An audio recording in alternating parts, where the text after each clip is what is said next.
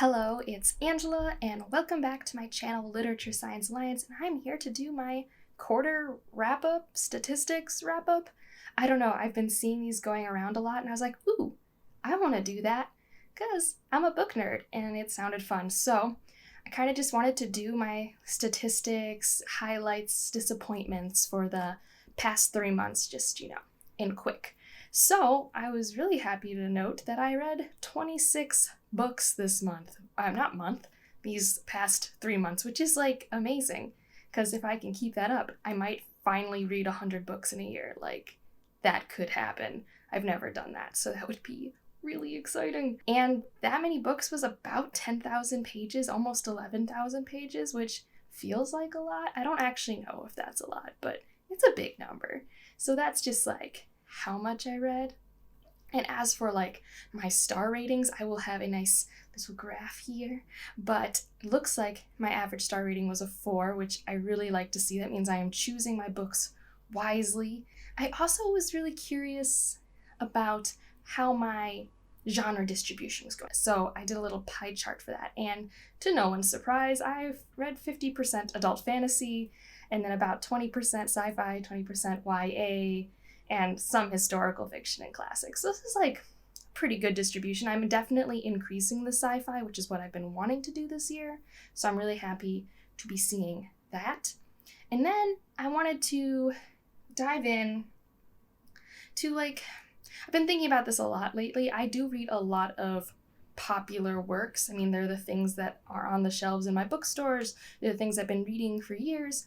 But I also have been wanting to read more diversely, but also read more, I don't want to say underrated, like just books that aren't as hyped. They don't get as many reviews on Goodreads, I wanted to try and look at that, but actively maybe start trying to see if I could do that specifically with minority authors, and I mean Black authors, Asian authors, Latinx authors, LGBTQA+ authors.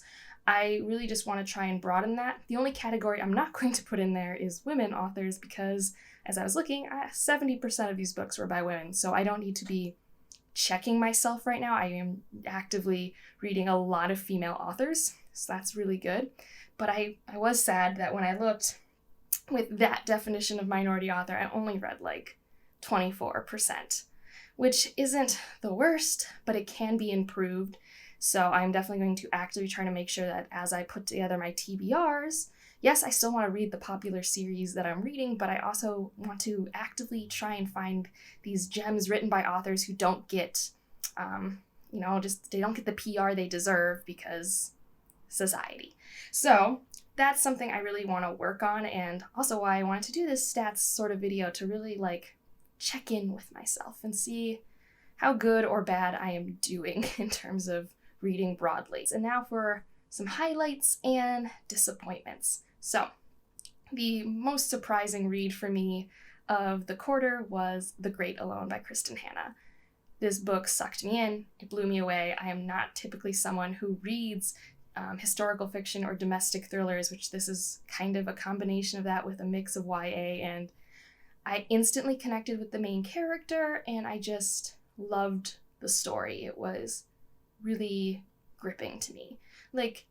I don't know if it's the best piece of literature ever created, but in terms of my enjoyment and my immersive experience with it, it was a wonderful surprise. I never know what I'm going to get from my book club.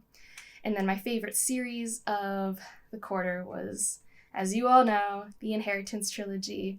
I just got sucked in and just read the rest of the books. I read the first book in the fall, but I read the other 2 this quarter, and then I picked up both novella packets, and it was great. And I love that world, and I just really enjoyed it. And then another highlight for me is the Renegades trilogy. I don't know what I expected going into it, but I didn't expect to love it so much. It was just such a fun experience, and I don't know if I'll ever reread it or anything, but it was just I'm glad I spent time doing that. That was, when I started the year 2020, I mean, there were a lot of things I wasn't expecting, but this was a happy surprise. And disappointments. Well, if you're new here, one of my first reviews was on A Brave New World.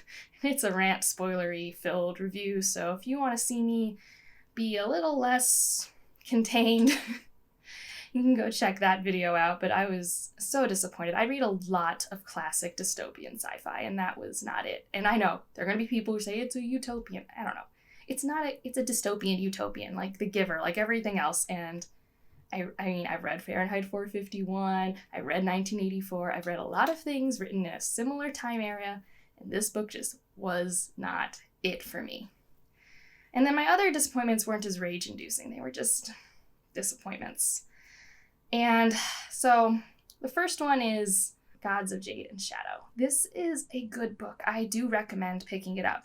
I overhyped it for myself. I was like, oh my goodness, Mayan adult fantasy. I am so here. I am ready for this. And it was just good.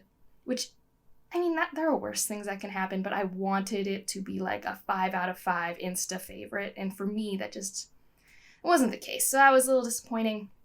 The Starless Sea.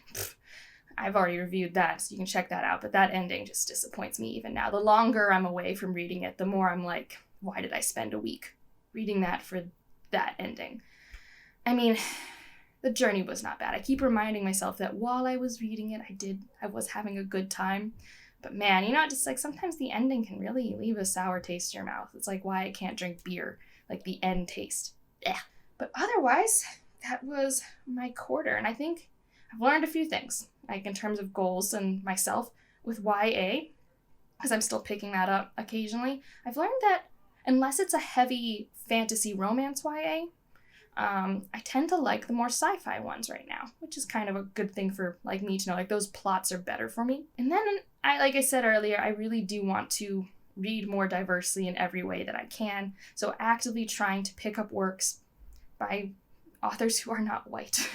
Essentially, anyone who is not white, I want to try and read more of their works and try and, help people find those gems and help I'm a small channel, but I just really,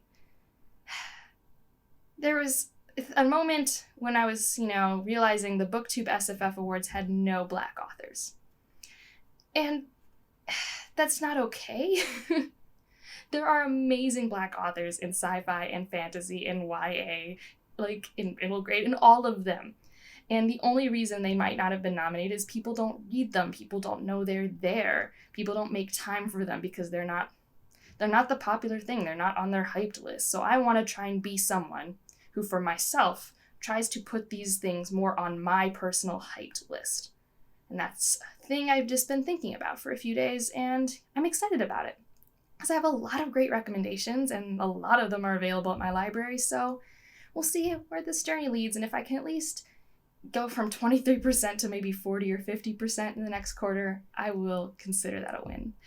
So yeah, that is this update. I will check in with you guys next time. Let me know how your quarter went. If you have a quarter stats video, you can link that below.